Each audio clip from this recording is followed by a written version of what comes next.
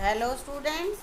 बेटा पिछली वीडियो में हमने पढ़ा था हमारी हिंदी का थर्ड लेसन शेर और चित्रकार। तो बेटा आज हम उसके कर लेते हैं क्वेश्चन आंसर। और पहला क्वेश्चन हमारे पास है, शेर के आने से पहले चित्रकार जंगल में क्या कर रहा था? क्या कर रहा था वो? शेर के आने से पहले चित्रकार सुनसान जगह पर चित्र बना रहा था। अगला क्वेश्चन है बेटा, चित्रकार ने शेर से बचने के लिए क्या उपाय किया? क्या उपाय किया? शेर से बचने के लिए चित्रकार ने एक उपाय किया।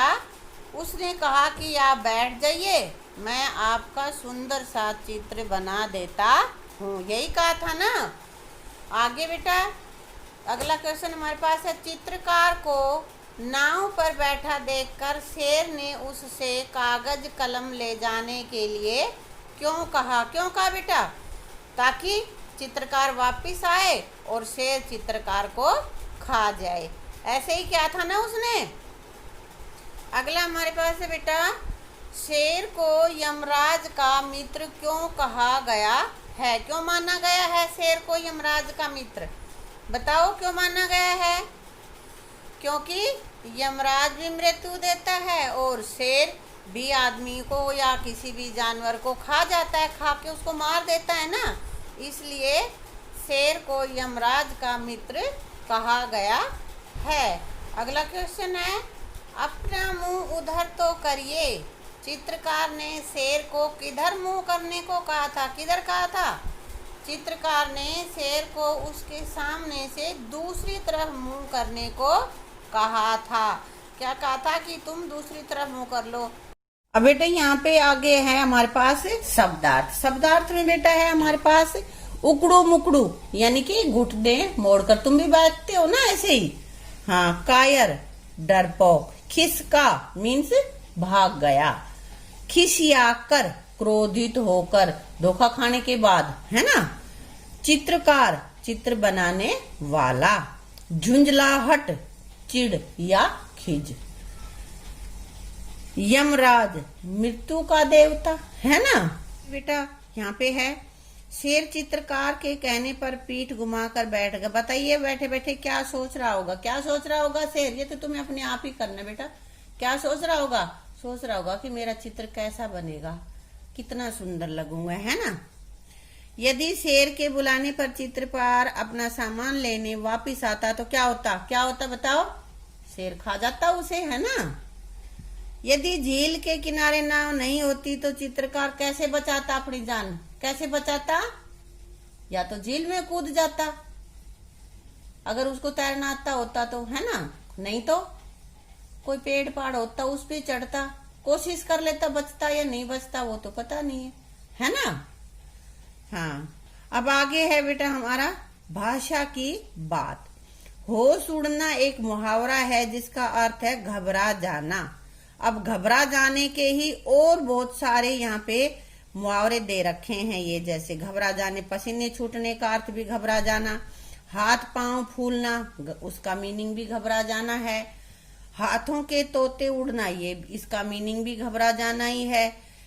पैरों तले जमीन खिसकना, ये इसका मीनिंग भी घबरा जाना ही है। तो अलग अलग मुहावरे हैं जिनका अर्थ एक ही है, घबरा जाना। इनका हमें वाक्य में प्रयोग करते हुए सेंटेंस बनाना है। तो पहला हमने सेंटेंस बनाया है, पुलिस को देखकर चोर के पसीने छूट गए। घबरा गया ना पुलिस को देखकर चोर। अगला हमने बनाया है, नकल करते पकड़े जाने पर मेरे हाथ पैर फूल गए। टीचर ने देख लिया नकल कर रहा है तो उसके हाथ पांव फूल गए। शेर को देखते ही शिकारी के हाथों के तोते उड़ गए। शिकार करने निकला था, आगे शेर मिल गया तो सोचा ये शेर ही मेरा शिकार कर लेगा, है ना।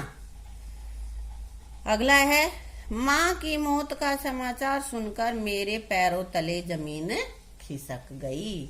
तो बेटा ये कुछ मैंने सेंटेंस बना दिए हैं। इसी तरह आप कोई और भी सेंटेंस बना सकती हैं। जरूरी नहीं है कि जो मैंने बनाए हैं वो ही बनाओगे तुम, ठीक है। चित्रकार सुनसान जगह में बना रहा था चित्र। कविता को पंक्ति को गद्य में, यानी कि पाठ की तरह से हम कैसे लिखेंगे? चित्रकार सुनसान जगह में चित्र बना रहा था। तो इसी तरह और इसने पंक्तियां दी हैं और उनको हमें गद्य के रूप में लिखना है। जैसे इतने में ही वहां आ गया यमराज का मित्र, ये तो कविता की तरह से लिख रखा है। अब गद्य की तरह से कैसे लिखेंगे? इतने में ही वहां पर यमराज का मित्र आ गया, है ना। अगला है झील किनारे नाव लगी थी एक रखा था बांस, ये भी कविता के रूप में है, पद्य में है और इसको हमें लिखना है गद्य में। तो गद्य में कैसे लिखेंगे? झील के किनारे एक नाव लगी थी जिस पर एक बांस रखा था। ठीक है। अब बेटा आगे है, चित्र बनाने वाले को कहते हैं चित्रकार, और नीचे लिखे हुए हैं इनको क्या कहेंगे? गीत गाने वाले को क्या कहते हैं? गायक। कविता लिखने वाले को कवि। कहानी लिखने वाले को कहानीकार। निबंध लिखने वाले को निबंधकार। मूर्ति बनाने वाले को मूर्तिकार और अभिनय करने वाले को अभिनेता। ठीक है। तो बेटा ये लेसन हमने कंप्लीट कर लिया है। इसको आप कविता का सरलार्थ अच्छे से याद करोगे, प्रसंग सहित अपनी नोटबुक में भी लिखोगे और इसके सारे जो भी अभ्यास करवाया गया है उसको पूरा करोगे और अपनी नोटबुक्स में लिखोगे। Thank you.